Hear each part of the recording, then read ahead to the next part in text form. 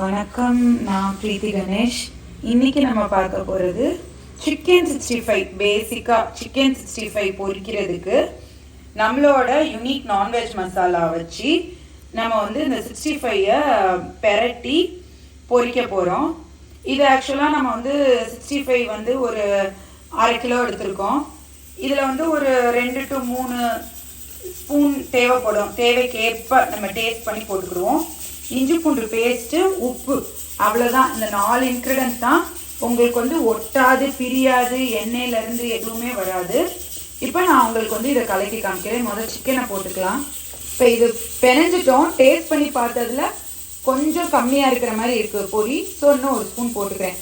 அதை நான் அடிக்கடி சொல்லுவேன், உங்கள் தேவைக்கேற்ப நீங்கள் வந்து போட்டுக்கலாம். இது உரைக்காது, ஆனால் பைண்டிங் நல்லாயிருக்கும். உப்பு போடுங்க. ஓகே. இதுவே கலர் சேர்க்காமே இவ்வளோ நல்லா கலராக தான் இருக்குது. எப்பயுமே கலர் இல்லாத உணவு தான் விஷம் இல்லாத உணவு. ஸோ கலர் எப்பயுமே தேவையில்லை. இதுக்கே நல்லா எங்களோட காஷ்மீரி சில்லி இதில் வந்து நம்ம பண்ணுற இந்த நான்வெஜ் மசாலாலே ஏற்கனவே வந்து கலர் நல்லா தான் கிடைக்கும். பட் ஸ்டில் உங்களுக்கு வேணும்னா எங்கள் அய்யனார் கிருஷ்லே நாங்கள் வந்து இந்த மாதிரி காஷ்மீரி சில்லி பவுடர் போடுறோம். அய்யனார் கிருஷ்ல சில்லி பவுடரே காஷ்மீரி சில்லி பவுடர் மாதிரி தான் இருக்கும். அதை நீங்கள் வேணால் ஒரு இவ்வளோண்டு கலருக்கு போட்டுக்கலாம். இது வந்து நேச்சுரலி கலர்டு சில்லி, எதுவுமே ஆர்டிஃபிஷியல் சேர்க்கவே இல்லை. பட் நான் இன்னைக்கு உங்களுக்கு இது இல்லாமல் தான் போட்டு காமிக்க போகிறேன். இந்த கலர்லே அதுவே எவ்வளோ நல்லா வருதுங்கிறத நம்ம பார்ப்போம். இப்போ ஒரு சட்டியில் நம்ம வந்து சிக்கன் ரோஸ்ட்டை போடுறதுக்கு தேங்காய் எண்ணெய் இப்போ எடுத்திருக்கேன். தேங்காய் எண்ணெய். இப்போ இந்த தேங்காய் எண்ணெயில் நான் உங்களுக்கு ரோஸ்ட்டு போட்டு காமிக்கிறேன்.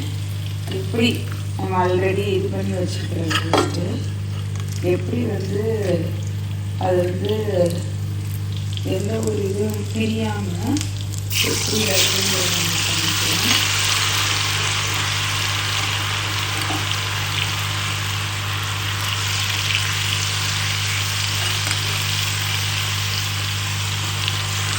எண்ணெயில் எதுவுமே தெரியாது, ஆனால் நல்லா கலராக வரும். எப்படி அந்த எண்ணெயில் நம்ம ரோஸ் போட்டது பிரியாமல் எவ்வளோ சூப்பராக வருதுங்கிறத பாருங்கள். எண்ணெயில் ஒன்று கூட ஒட்டாது, பிரியாது, பைண்டர் ஆகி ரோஸ்ட்டு சூப்பராக வரும். கடைசி எடுக்கிறதுல எவ்வளோ கலர்டாக நேச்சுரல் கலர்டாக சூப்பராக வருதுங்கிறத காமிக்கிறேன். ஏற்கனவே நம்மளோட வத்தல் போடுறதுலையே நம்மளோட பொடியிலையே காஷ்மீரி சில்லி, உரப்பு சில்லி எல்லாமே செம்ம அளவில் மிக்ஸ் பண்ணி சூப்பராக இருக்குது. அதனால் வந்து உங்களுக்கு நேச்சுரலி வந்து அது நல்ல கலர் கொடுக்கும்.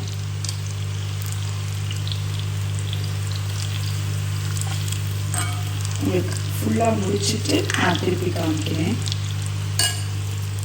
பக்கத்துலேயே மீன் ரோஸ்ட் போட்டுட்ருக்கேன். அதுலேயும் எவ்வளோ கலர்டாக சூப்பராக வருதுங்கிறத பாருங்க. இது எல்லாமே நம்ம நான்வெஜ் மசாலாவோட நேச்சுரல் கலர் தான்.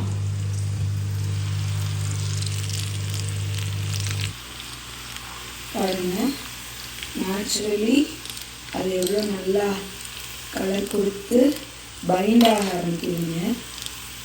எண்ணெயில் வந்து ஒன்றுமே இறங்கலை, கிளியராக இருக்குது. நல்லா சிக்கனில் பைண்ட் ஆகி நல்ல கலராக வந்துட்டுருக்கு. இன்னும் வெந்து முடிக்கிறதுல உங்களுக்கு காமிக்கிறேன், இன்னும் சூப்பராக வரும்.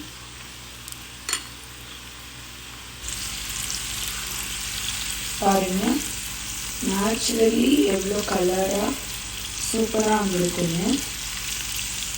பாருங்கள், அந்த எண்ணெயில் ஒன்றுமே பிரியலை.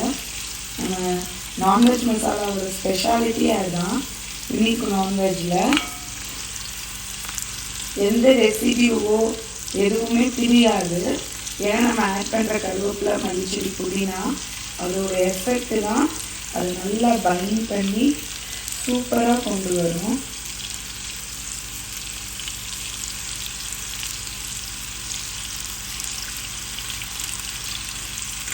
எவ்வளோ சூப்பராக இந்த 65 வந்துருக்குன்னு பாருங்கள். இவ்வளோ சூப்பராக வரும்.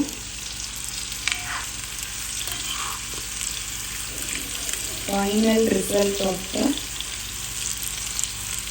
சிக்கன் 65 நல்லா கலராக, நேச்சுரலி கலராக ரொம்ப சூப்பராக வந்திருக்கு.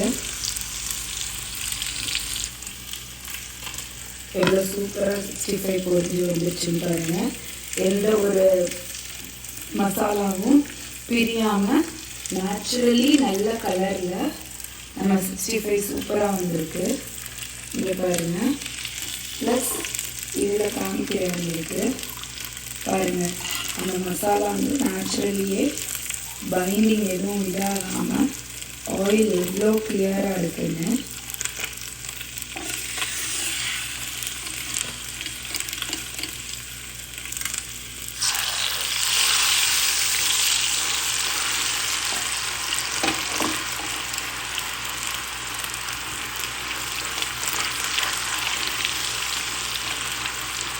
இது 2வது செட் போடுறதுக்காக நீங்களும்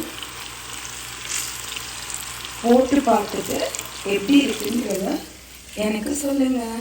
பாய் பாய். தேங்க்யூ.